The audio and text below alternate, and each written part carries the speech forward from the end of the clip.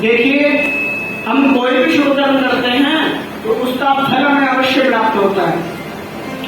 देखिए, कथा सुनिए। एक वैश्य था, उसके पास धन तो बहुत था पर एक कंजूस था। गोसाई जी के पास जाकर उसने कहा, गोसाई जी के पास जाकर उसने कहा, यदि आप कहते हैं तो मैं भगवत सेवा करने के लिए तैयार हूं, पर ऐसी कोई भगवत सेवा बता दीजिए जिसमें मेरा एक पैसा खर्च ना हो।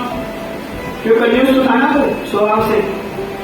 ऐसी कोई सेवा बता दो जिसमें मेरा एक भी पैसा खर्च ना हो। गोसाई जी ने बोला, हाँ, एक सेवा है, मानसिक सेवा। उसमें तो भगवान को स्नान करा, माला पहना, वस्त्र पहना, भोग लगा। अब वैश्य ने पूछा, ये सारी सामग्री क्या बाजार से खरीदनी पड़ेगी?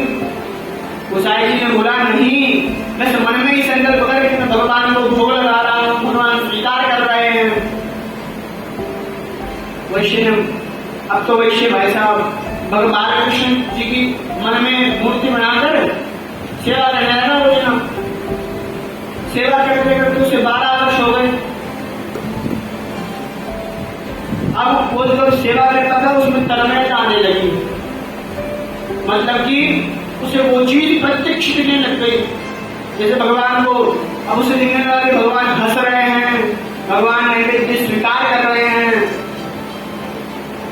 एक दिन क्या हुआ, जब मानसिक सेवा में जब वो तन्मय हो गया तो मन में ही कहीं से कटोरा लाया, उसमें दूध डाला और दूध में शक्कर डाली। तो उसे ऐसा लगा कि दूध में शक्कर ज्यादा डल गई।